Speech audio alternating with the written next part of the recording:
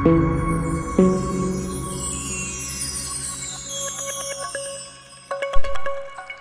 Students, welcome to the steno help PP. Dictation शुरू होगी 5 seconds में।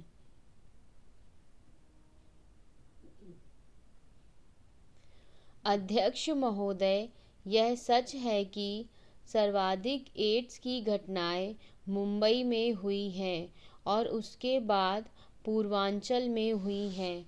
स्वास्थ्य मंत्रालय को इस बात की जानकारी होगी कि यह सारे हिंदुस्तान की समस्या है, किसी प्रदेश की समस्या नहीं है। एड्स की बीमारी घातक है। पिछले दिनों बंगलौर में 5 मौतें हुई जो एड्स के कारण हुई और उनमें 2 विदेशी थे और 3 स्वदेशी थे। गोवा में यह समस्या है। यह समस्या किसी शहर की, किसी बस्ती की समस्या नहीं है, यह पूरे समाज की समस्या है। मुझे डर उनका नहीं है जो पापों के गुनाहगार हैं, मुझे डर उनका है जो निष्पाप हैं। नशीली दवाओं की सुइयों के कारण 20% लोगों को एड्स होती है। नशीली दवाई की सुइयों को रोकना बहुत मुश्किल है, क्योंकि खुद नशीली दवा को सेवन करने वाले को इस बात की परवाह नहीं होती कि सुई नई है या पुरानी है, वह चिंता नहीं करता।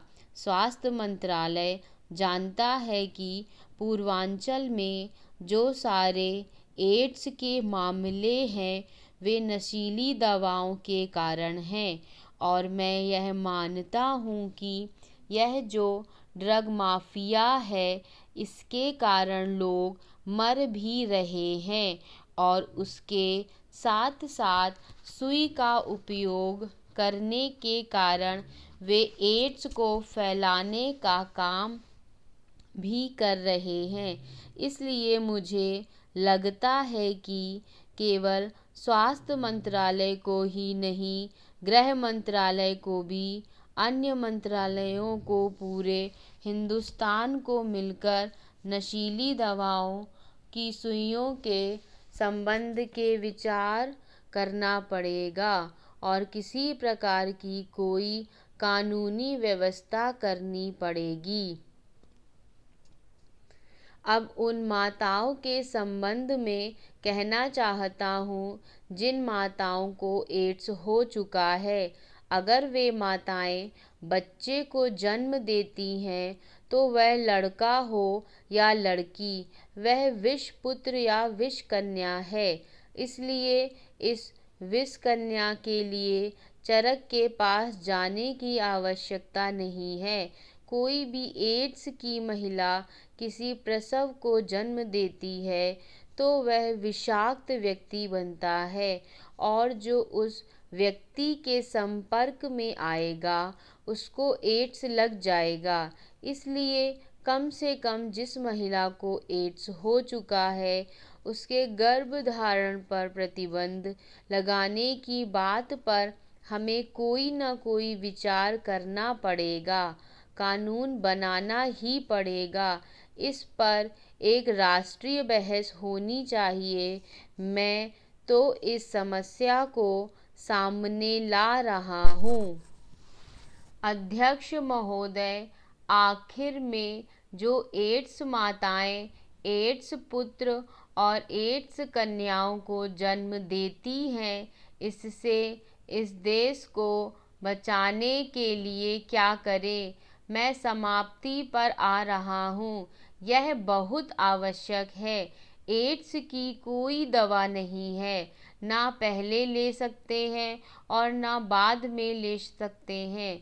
दुर्भाग्य की बात तो यह है कि एड्स का कभी 6 महीने के भीतर पता चलता है और कभी 10 वर्षों के बाद पता चलता है। जब पता चलता है तो उसका कोई इलाज नहीं है। इसलिए एड्स की कोई ना कोई दवा निकाली जाए और मानव बुद्धि इसका सामना करे, इसकी हम प्रार्थना कर सकते हैं। लेकिन जब तक दवा न मिले तब तक हमारे पास क्या उपाय है, हम क्या कर सकते हैं?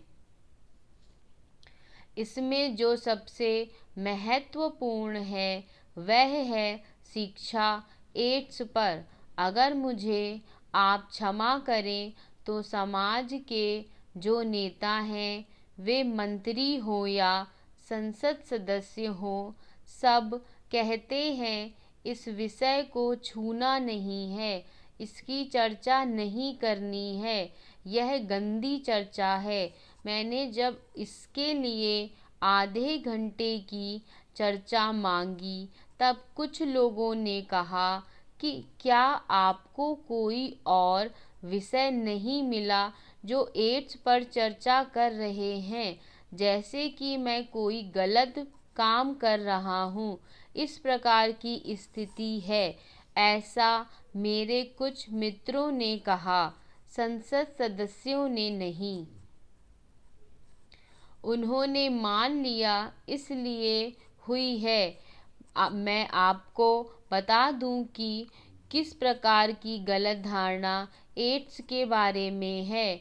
बिहार में पटना ब्लड बैंक के एक व्यक्ति ने, मैं उनका नाम नहीं लेना चाहूँगा क्योंकि वे उपस्थित नहीं हैं, उन्होंने जो कहा है उसको मैं यहाँ पर पढ़कर सुनाना चाहता हूँ। मैं उनको दोष नहीं देता। अगर ऐसा है तो गुजरात कहेगा कि यहाँ कृष्ण हुए इसलिए नहीं हो सकता, महाराष्ट्र कहेगा कि क्योंकि यहाँ शिवाजी हुए इसलिए यह महाराष्ट्र में नहीं हो सकता। मैं किसी प्रांत की बात नहीं कह रहा हूँ, लेकिन अज्ञान कहाँ तक हो सकता है, यह इससे पता चलता है कि ब्लड बैंक चलाने वाला व्यक्ति यह खुद कहे कि क्योंकि वह गौतम बुद्ध की भूमि है इसलिए यहाँ पर एड्स होने की संभावना ही नहीं है। अगर हम ऐसे विषयों को इसी तरह नीचे धकेलने की कोशिश करेंगे तो इससे रास्ता नहीं निकलेगा।